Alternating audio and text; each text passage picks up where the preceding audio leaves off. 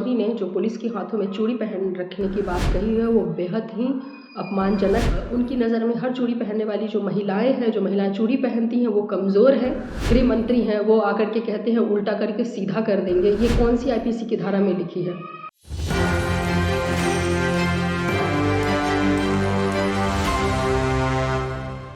नमस्कार, मैं प्रेरणा, आप देख रहे हैं एक न्यूज़ 24। प्रशासन को चूड़ी पहन लेनी चाहिए। सम्राट चौधरी के इस बयान पर रितु जायसवाल का बयान आ गया है। दरअसल उन्होंने सम्राट चौधरी को लेकर बहुत सारी बातें कही हैं। उन्होंने कहा कि बिहार में जिस तरह से हाल है, जिस तरह से टिप्पणी की जाती है, टिप्पणी करने वाले लोगों को सोचना चाहिए कि क्या वो सही कह रहे हैं, क्योंकि बिहार में जिस तरह की टिप्पणी आए दिन हो रही है। अभी हाल ही में सम्राट चौधरी ने उल्टा करके सीधा कर देने वाली बात कही थी, ये कहाँ से सही है? और वो लोग ऐसे बातों पर सवाल उठाएंगे कि बिहार में क्या चल रहा है, और खासकर ये लोग कहेंगे कि बिहार में प्रशासन को चूड़ी पहन लेनी चाहिए। ये उन लोगों के मुंह से शोभा नहीं देती। इस तरह की तमाम बातें रितु जायसवाल ने कही है। उन्होंने यूपी वाले मामले पर भी बड़ा ही कड़ा जवाब दिया है। उन्होंने कहा कि जिस तरह से यूपी में हो रहा है उससे भी देखकर सीख लेनी चाहिए कि क्या ये सही है।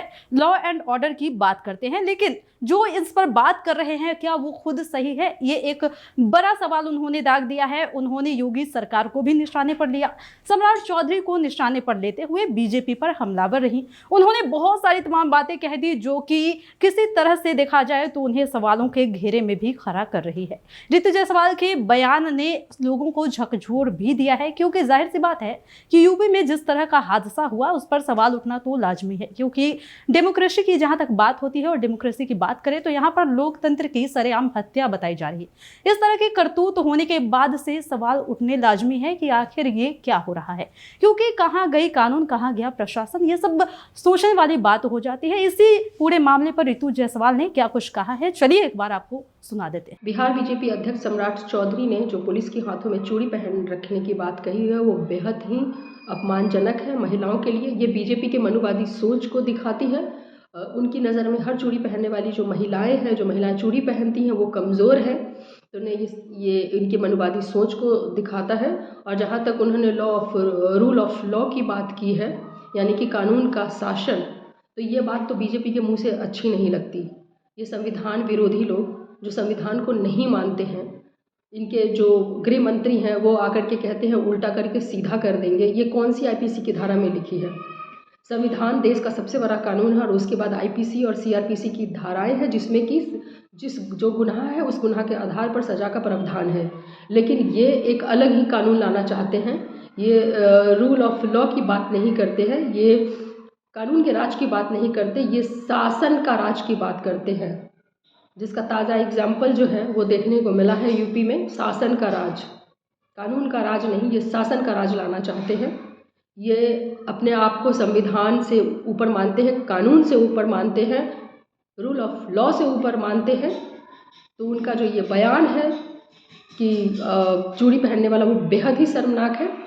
और रूल ऑफ लॉ की बातें कम से कम बीजेपी के मुंह से अच्छी नहीं लगती, जो संविधान को नहीं मानते हैं, जो कानून को नहीं मानते हैं, जो आईपीसी और सीआरपीसी की धाराओं को नहीं मानते हैं, जो अपना ही शासन, अपना ही कानून, जो कंगारू कोर्ट अपने आप को समझते हैं, ये बातें उनके मुंह से अच्छी नहीं लगती है। तो जैसा कि आपने देखा कि रितु जायसवाल ने सम्राट चौधरी को निशाने पर लेते हुए बीजेपी पर भी हमला बोला, साथ ही यूपी सरकार को भी लपेटे में ले लिया।